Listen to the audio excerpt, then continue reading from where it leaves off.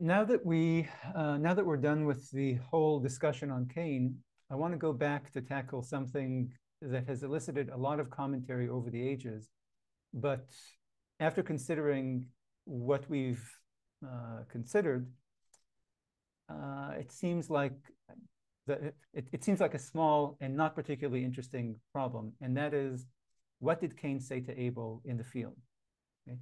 So Genesis chapter 4, verse 8 says that after God rejected Cain's offering, and after Cain was dejected and God spoke to him, it says there that Cain said to Abel, his brother, and when they were in the field, Cain rose up against Abel, his brother, and slayed him.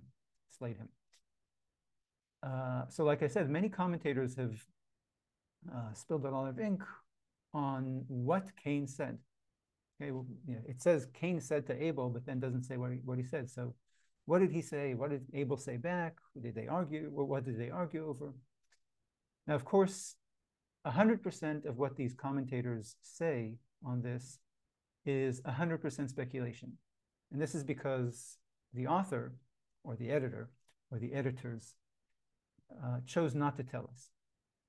So if we are going to ask a question about this issue, we should not ask a question for which there can be no answer beyond empty speculation.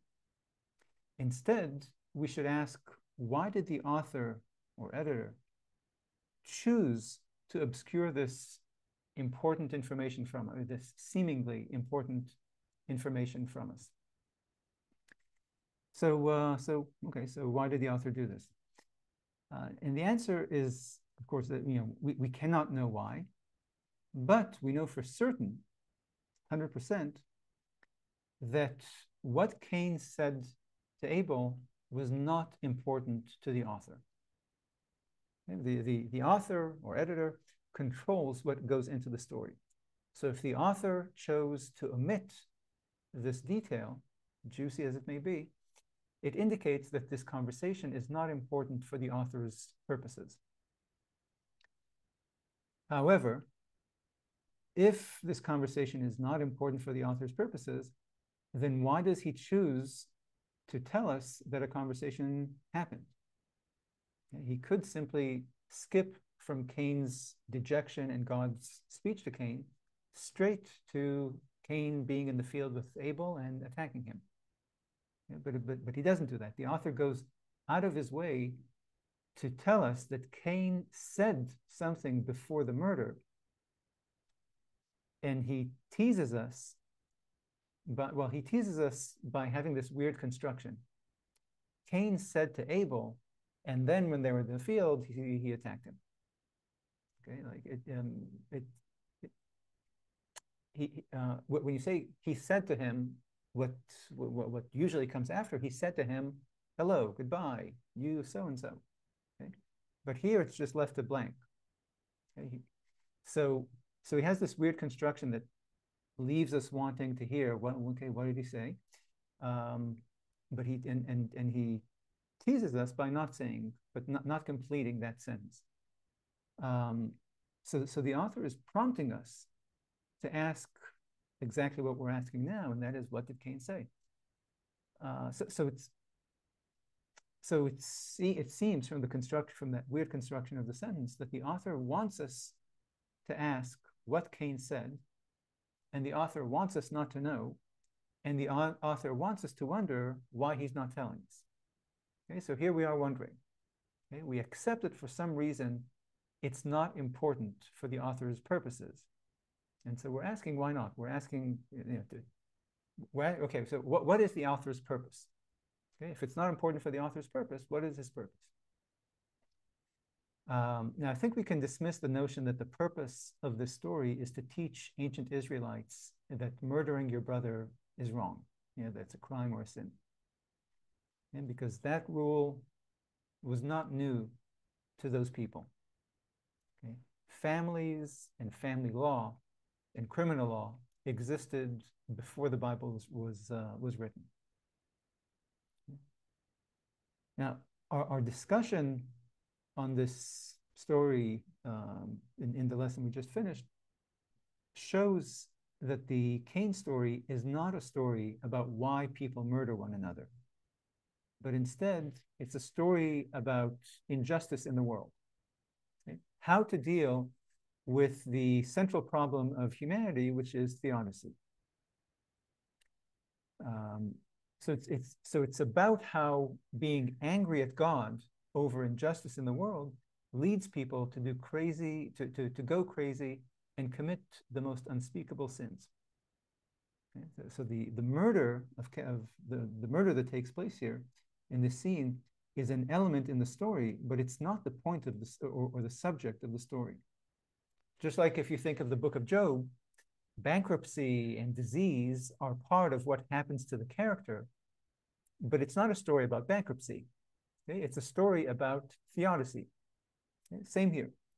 The story of Cain is not about the murder, but about injustice in the world.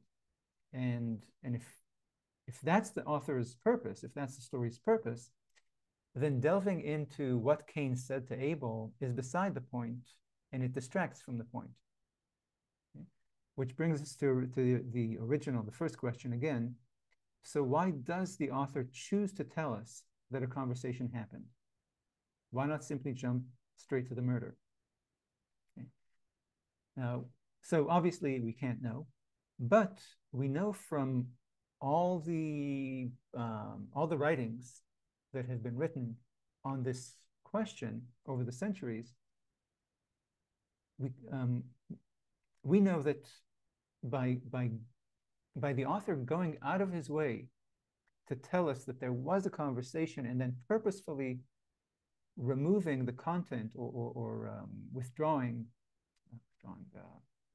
denying us the content of that conversation, the author has made us readers raise this question and contemplate what this story is really about. Okay, so it's a way for the it seems like, again, based on the fact that it's written this way and that so many commentators over centuries have grappled with this mystery, might indicate that this was in fact a literary device to make readers, to draw readers' attention to this problem or this puzzle, so as to make readers ask this question, and through asking, consider that perhaps we're not reading a crime drama, but a philosophical drama. Okay, not a story about a murder, but a story about injustice and how people deal with this problem of injustice in the world. And the Hebrew Bible repeatedly does this. It does leave puzzles and apparent paradoxes and seeming contradictions and unsolved ambiguities for readers to notice and contemplate and raise questions about the text and argue with the text. Now, in a book of commentary on the book of Genesis, Paul Borgman addresses this common feature of the biblical narrative and of other works of ancient literature. So he notices that ancient texts, including the Bible, do this, and he explains this. He explains the function of this by citing a Chinese proverb that addresses the function of literary form in literature. And it goes like this. It says, "Tell me, and I will forget. Show me, and I will remember. Involve me, and I will understand."